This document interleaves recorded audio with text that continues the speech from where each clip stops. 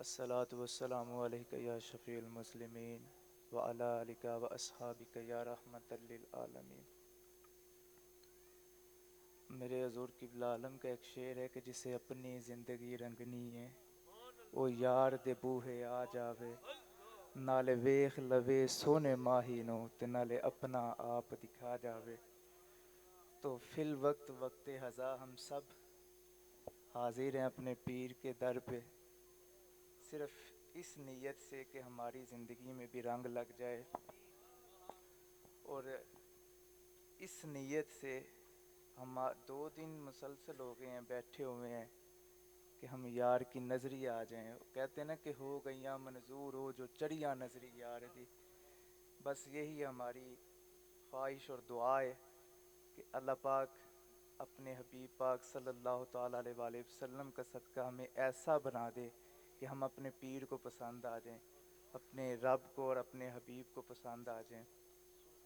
چونکہ وقت ہزا یہ مجلس جو ہے عشق و محبت کی اختتام کی طرف گامزن ہے، تو میں بڑی مختصر سے گفتگو کروں گا، اس کے بعد انشاءاللہ صاحب میرے لیے بھی آپ کے لیے بھی دعا فرمائیں گے۔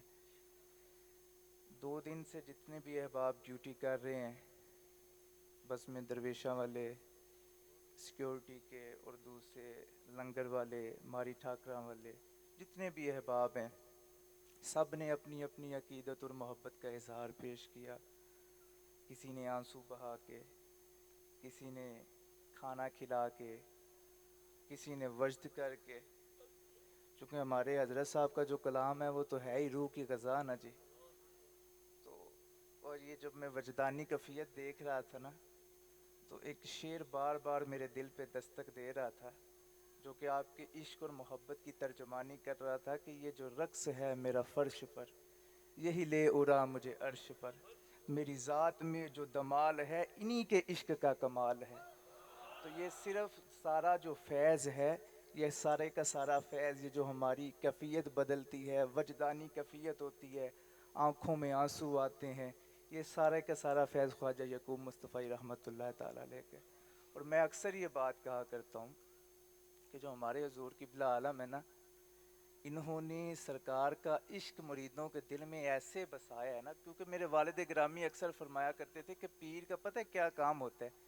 پیر کا یہ کام ہوتا ہے کہ عشق مصطفیٰ کی ایسی بانسری بجائے کہ جو سرکار کا عشق ہے نا وہ مرید کے دل میں رچ بس جائے، کہ سرکار کو جب بھی، وہ ایک شعر ہے نا کہ جب بھی آپ یاد کریں سرکار کو، جب بھی اپنے شیخ کو، کہتے ہیں نا کہ دل کے آئینہ میں ہو تصویر یار، جب ذرا گردن جھکائی دیکھ لیا۔ تو ایسی محبت اپنے شیخ سے کرنی چاہیے کہ اس دل میں اپنے یار کی تصویر سجا کے بیٹھے ہوں۔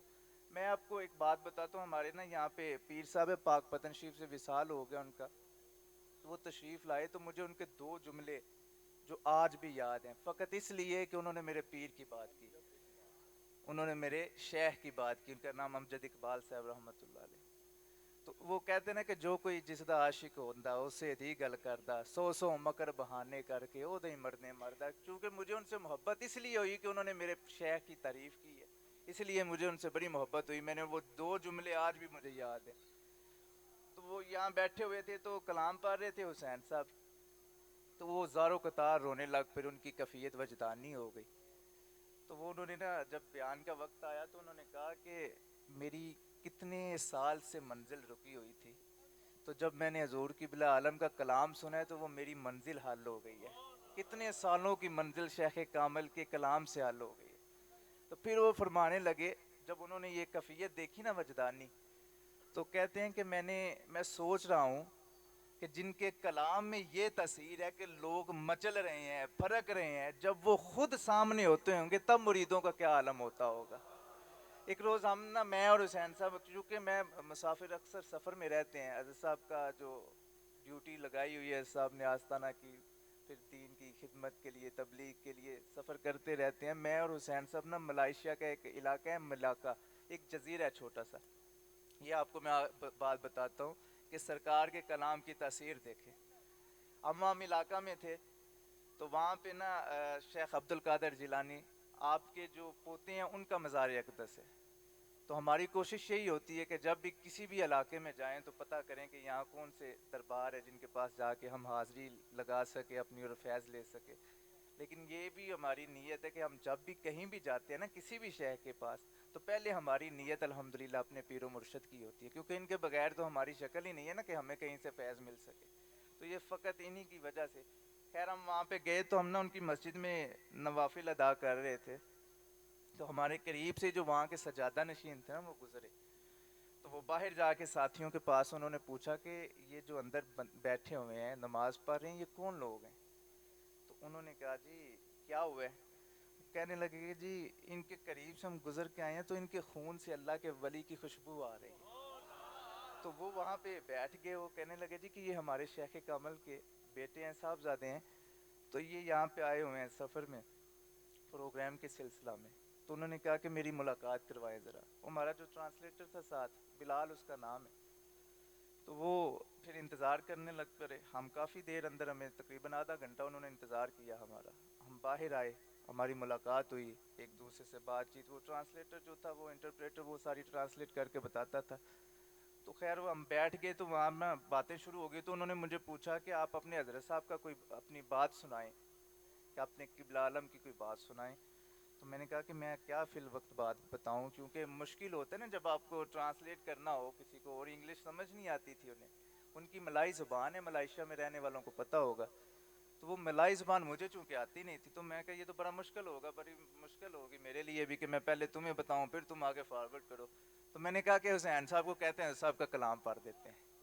تو وہ حسین صاحب حضرت صاحب کا کلام پڑھنے لگ پڑے، انہیں میں نے کہا، انہوں نے کلام شروع کیا۔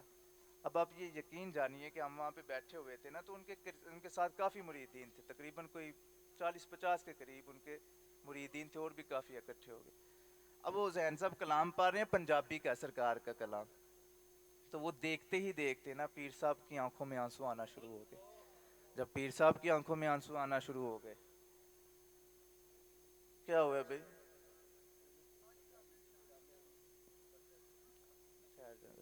اچھا جی، وہ جب وہ کلام پڑھ رہے تھے تو پیر صاحب کی آنکھوں میں آنسو آنا شروع ہو گئے۔ جب ان کی آنکھوں میں آنسو آنا شروع ہوئے تو پھر مریدین کی بھی کیفیت بدلنا شروع ہو گئی۔ تو اتنے میں نا پیر صاحب کو وجد ہو گیا۔ جب پیر صاحب کو وجد ہوا پھر ان کے مریدین کو بھی وجد ہو گیا، ہماری بھی کیفیت بدل گئی۔ تو میں بھی ایک حیران بھی تھا کہ یہ کیا معاملہ کیا ہوا ہے ان کے ساتھ، پنجابی زبان اور ملائی زبان انہیں کیسے انڈرسٹینڈ کر رہے، کیسے سمجھ آ رہی ہے۔ خیر جیسے ہی دعا ہوئی نا، تو میں نے پوچھا بلال سے، میں نے کہا کہ یار ان سے پوچھو کہ انہیں کلام کی سمجھ بھی آئی ہے۔ تو وہ اس نے پوچھا ان سے کہ آپ کو سمجھ آئی ہے کلام کی، پنجابی کا کلام ہے؟ وہ کہنے لگے جی مجھے سمجھ تو نہیں آئی، لیکن جب یہ پڑھ رہے تھے نا تو جو الفاظ تھے وہ میرے دل پہ اثر کر رہے تھے، ایسے لگ رہا تھا جیسے کوئی ہتھوڑا میرے دل پہ مار رہا ہے، تو مجھ سے ضبط ہی نہیں ہوا۔ تو یہ ہمارے حضور قبلہ عالم کا کلام ہے، یہ ہماری روح کی غذا ہے۔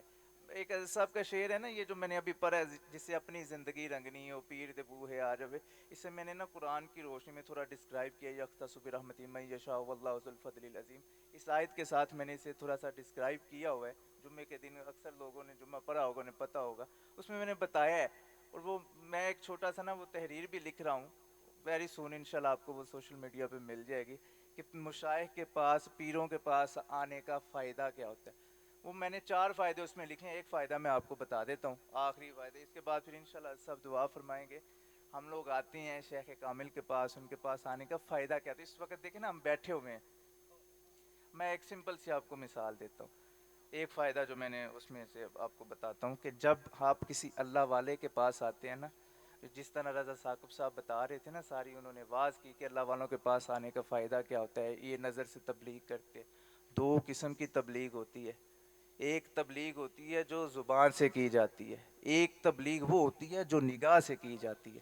جو زبان سے تبلیغ کی جاتی ہے نا، وہی بات وہ وقتی طور پہ آپ کو یاد رہے گی، آپ باہر جائیں گے آپ کو بڑا لطف آئے گا، کانوں کو بڑی لذت آئے گی کہ بڑی اچھی گفتگو کی، لیکن پھر انسان بول جاتا ہے۔ لیکن جو نگاہ سے تبلیغ کی ہوتی ہے نا، وہ ساری زندگی انسان نہیں بول سکتا، کیونکہ وہ نگاہ سے اللہ والے جو ہیں وہ دل ہی پھیر دیتے ہیں۔ تو وہ میں نے اس میں جو فائدہ ایک یہ لکھا ہوا ہے کہ جب بھی آپ کسی اللہ والے کے پاس آتے ہیں نا، تو پھر جب اللہ کے بندوں پہ خاص رحمت ہو رہی ہوتی ہے نا، تو ان کے قریب جتنے بھی مریدین ان پہ ہوتے ہیں نا، ان پہ بھی اللہ کی خاص رحمت ہو رہی ہوتی ہے۔ اس کی میں آپ کو مثال دیتا ہوں۔ ایک نا اللہ والے تھے تو ان کے پاس ایک مرید آ گیا. انہوں نے پوچھا سرکار یہ کیسے پاسبل ہے کہ آپ پہ رحمت ہو رہی ہو تو ہم قریب بیٹھے ہوئے ہیں تو ہم پہ بھی رحمت ہو رہی ہو. تو تب آپ لوگوں نے دیکھا ہوگا پرانے بزرگ یہاں بیٹھے ہیں کہ ایک نا پنکھا ہوتا تھا جسے رسی سے یوں نا ہوا وہ کرتے تھے جھولتے تھے تو وہ پھر ساری بلڈنگ کو ہوا دیتا تھا. تو وہ پنکھا جو تھا نا وہ پاس ایک خادم تھا وہ یوں رسی کھینچ رہا تھا ہوا دے رہا تھا. انہوں نے دیکھے نا سادی بات کرتے ہیں نا اللہ والے, تو انہوں نے نا اسے بلایا اسے پوچھا کہ تو یہ بتا کہ یہ تو ہوا کسے دے رہا ہے. اس نے کہا شیخ کامل آپ کو ہوا دے رہا ہوں. وہ جو سوال کرنے والا تھا نا اس سے پوچھا کہ تجھے ہوا آ رہی ہے.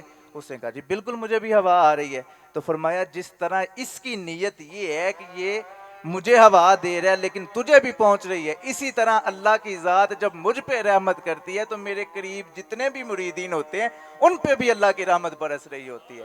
تو یہ اللہ والوں کے پاس ان کی نسبت میں ان کے ساتھ سنگت اختیار کرنے کا یہ فائدہ ہوتا ہے, ان کے ساتھ ربط مضبوط کرنے کا یہ فائدہ ہوتا ہے کہ یہ آپ کا تعلق اللہ کی ذات کے ساتھ جوڑتے ہیں. تو اللہ والوں کے پاس آنا جانا, اللہ کریم ہم سب کی یہ 2 دن کی جو ہم نے ڈیوٹی دی ہے, جو خدمت کی ہے, اللہ اپنی بارگاہ میں قبول و منظور فرمائے. ہم نے تو پیر بن کے کبھی ڈیوٹی کی نہیں, ہم نے تو خادم بن کے سرکار کی ڈیوٹی کی ہے, ان کی نوکری کی ہے. تو وہ بس ہماری ڈیوٹی یہ نوکری قبول کر لیں.